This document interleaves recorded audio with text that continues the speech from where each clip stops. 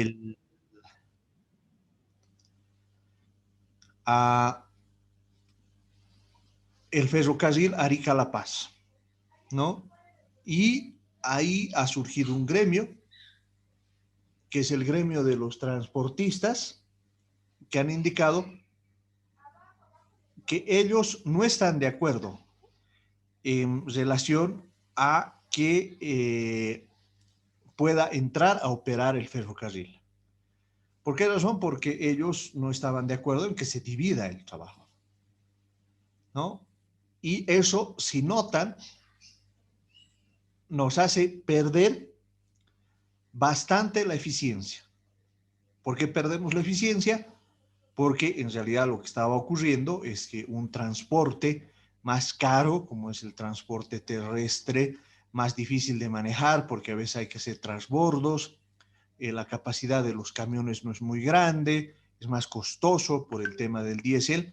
En cambio, si hubiésemos mantenido la idea del ferrocarril, entonces esa división del trabajo hubiese aumentado la eficiencia que tenemos en el país. Y en ese sentido, también se busca que haya un libre comercio precisamente para favorecer la especialización productiva. ¿Por qué el libre comercio favorece la especialización productiva? Porque ya no solo estamos transando, ya no solo estamos comercializando entre nosotros, digamos, somos una pequeña población, sino que vamos a empezar a transar con el mundo. Nosotros somos productores de pescado y de pronto nos encontramos con otra población que produce televisores. Nosotros nunca habíamos visto un televisor y sin duda, si intercambiamos pescado por televisores, que es más o menos a donde llega el comercio internacional, nos va a ir muy bien. Entonces, vamos a promover precisamente una articulación que haga que nosotros podamos hacer estos intercambios. De ahí reitero que ellos, o como exponentes de la teoría clásica, favorecían la especialización.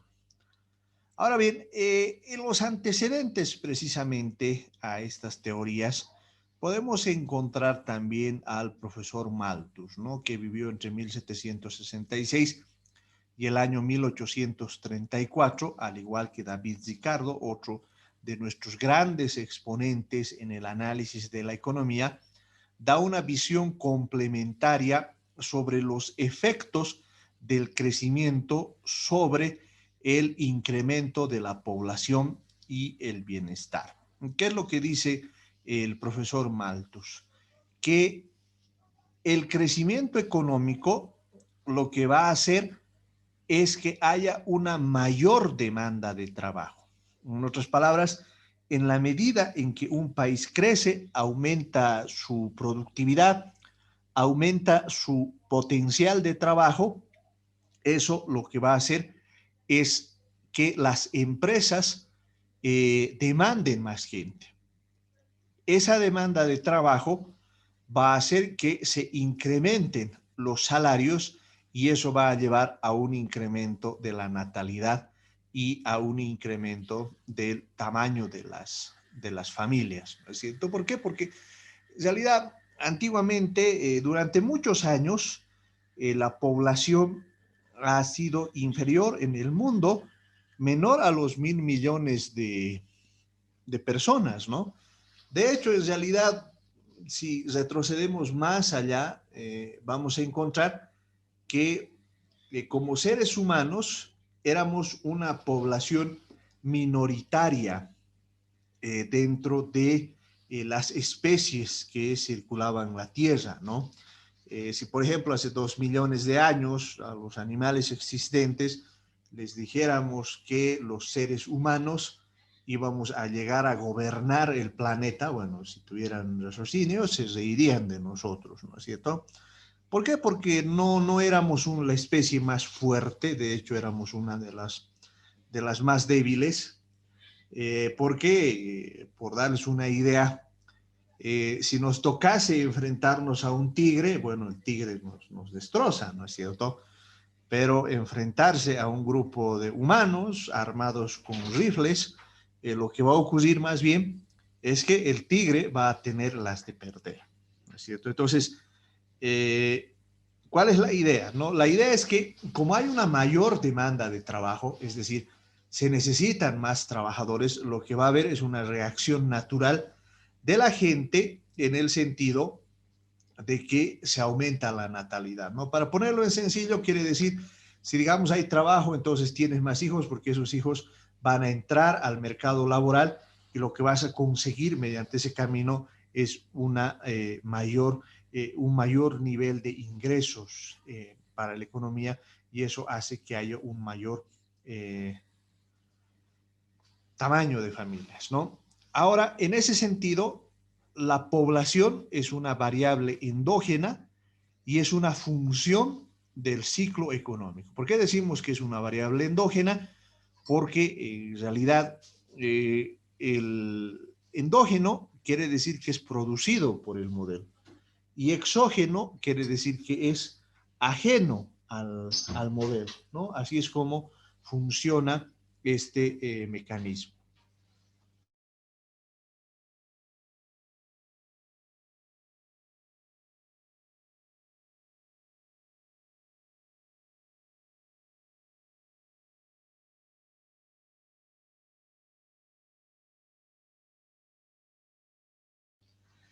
Entonces, quiere decir que la propia dinámica del crecimiento nos va a generar un mecanismo mediante el cual la población va a aumentar.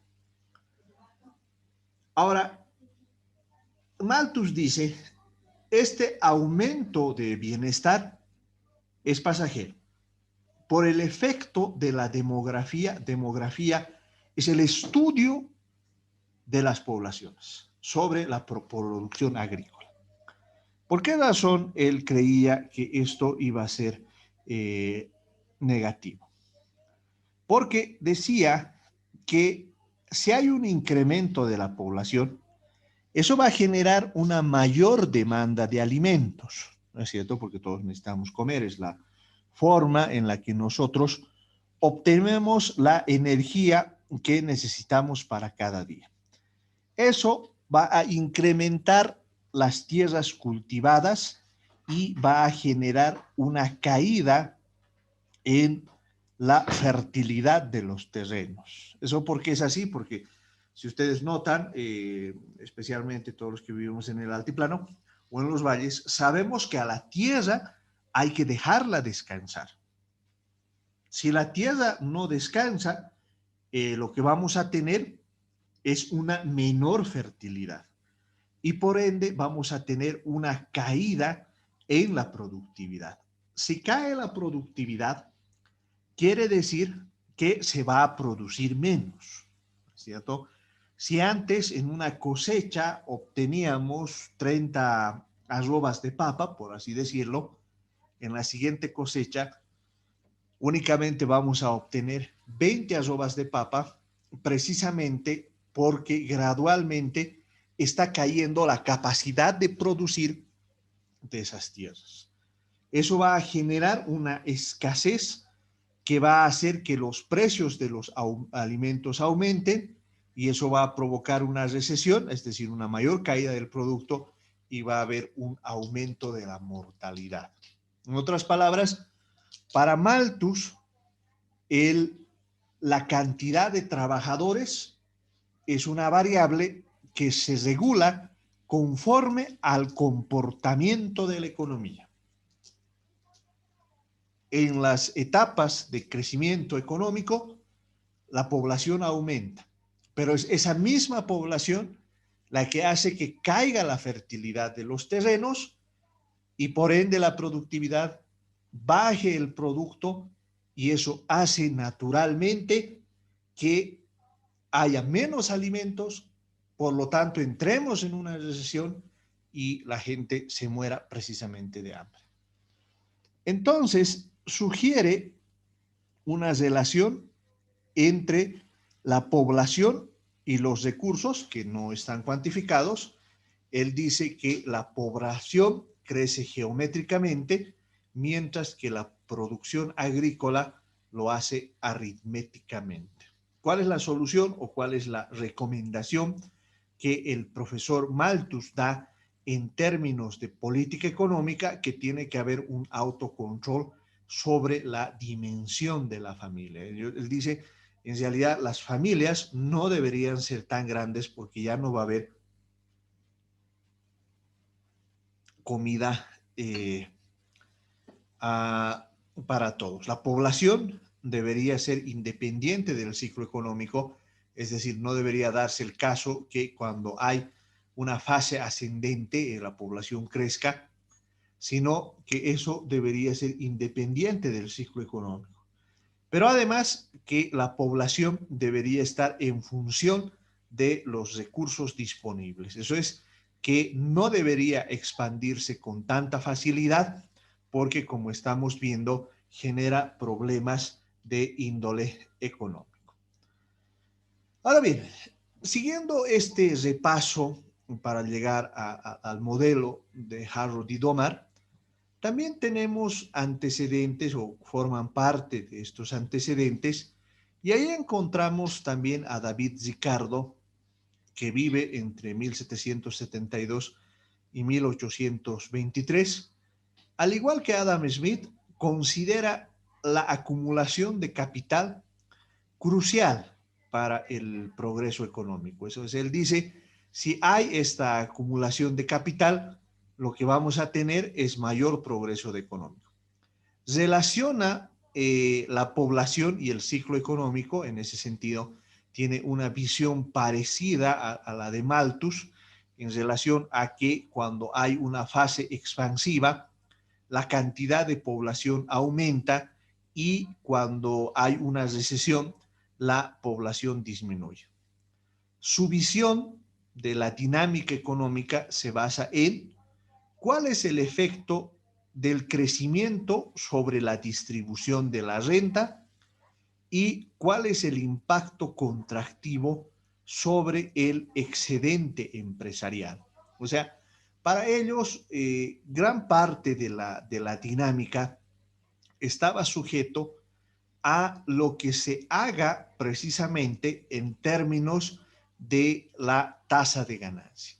Es decir, qué ganancia se puede obtener, cuál es la dinámica de las ganancias y lo que se puedan hacer. En otras palabras, él ve que la fuente de las ganancias naturalmente, o en las ganancias está naturalmente el mecanismo mediante el cual se pueda generar progreso económico, ¿no? A ver, un poquito para que me entiendan esta visión.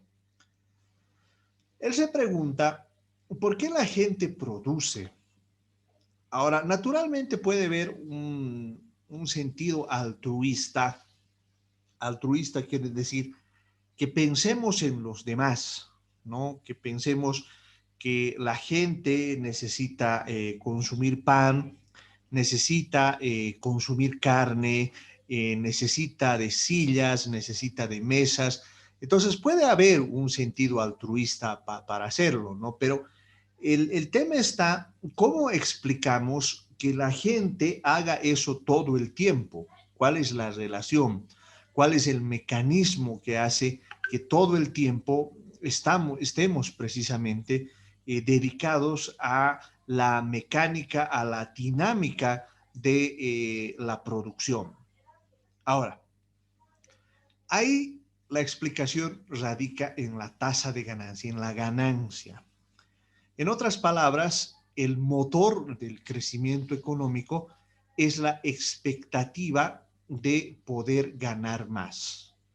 ¿A qué nos referimos con esta cuestión que es trascendental para analizar la dinámica del crecimiento económico?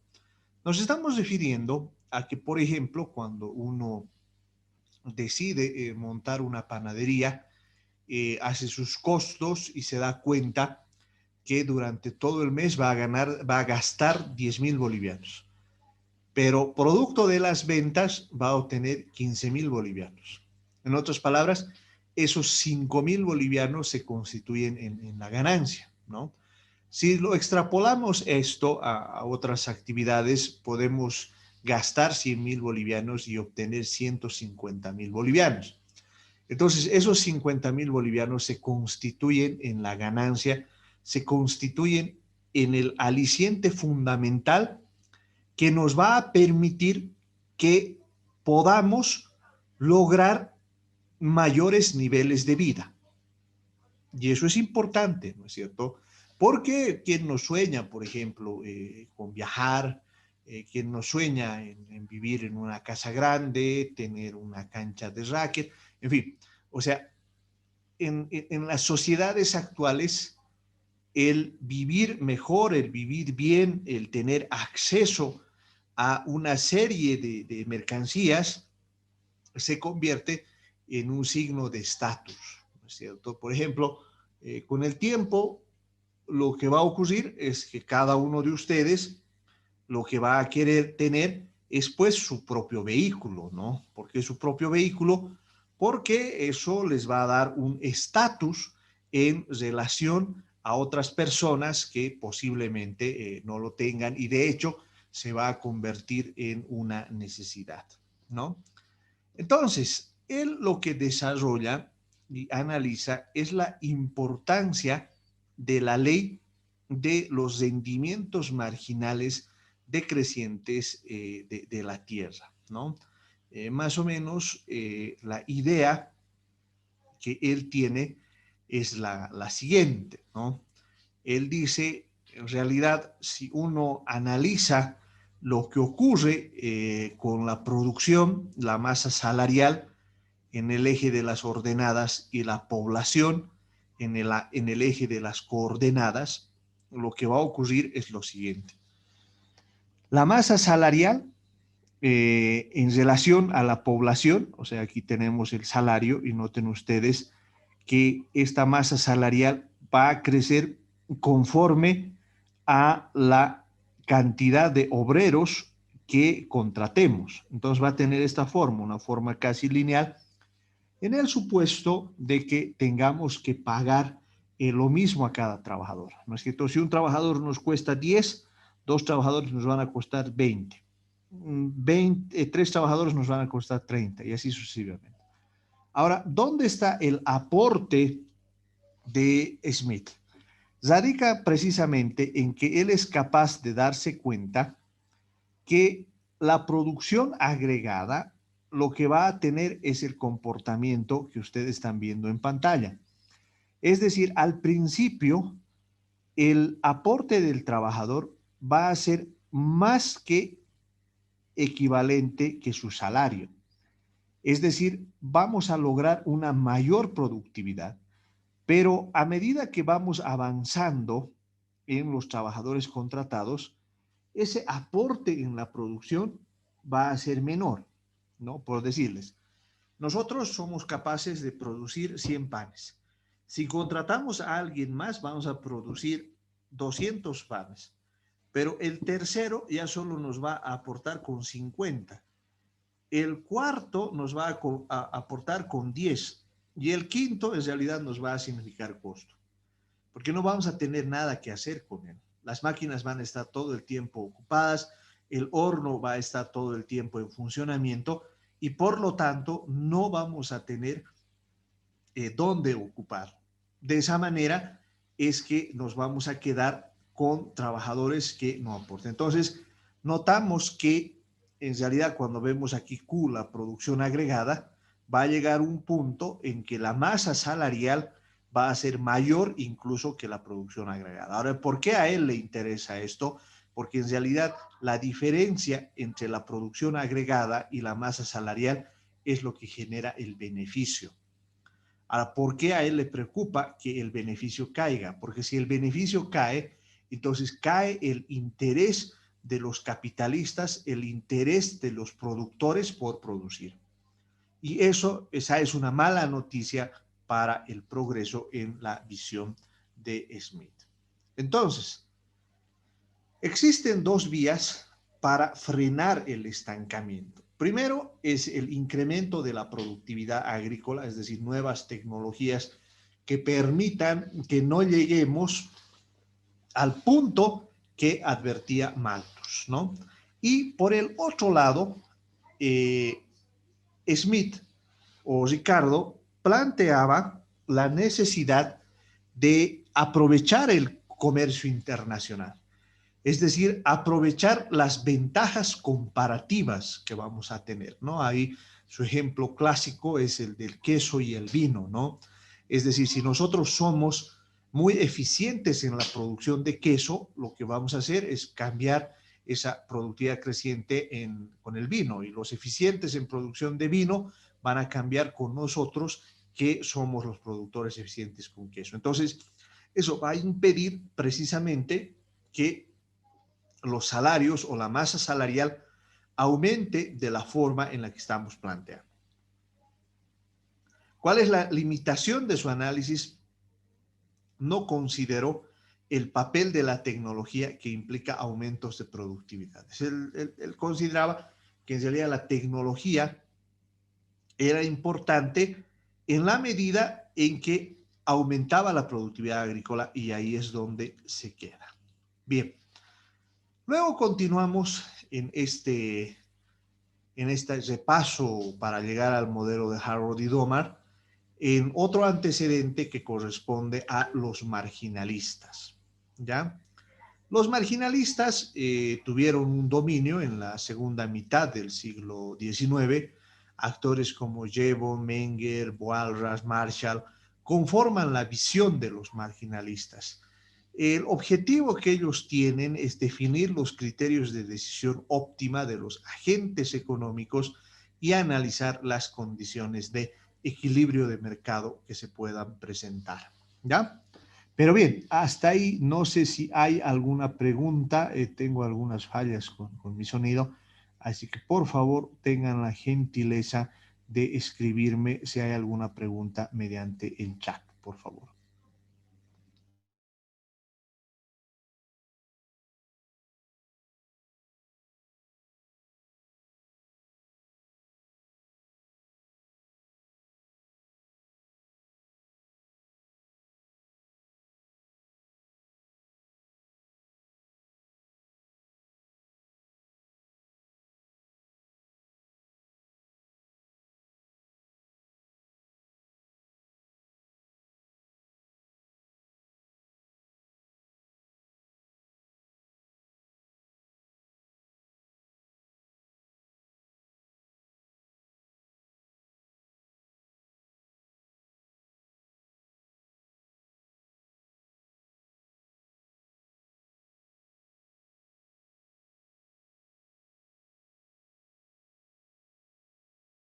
Muy bien, me indican que quedó claro. Voy a poner ambas grabaciones en el Classroom y esta presentación también para que puedan seguirme. Muchas gracias y nos vemos el siguiente martes.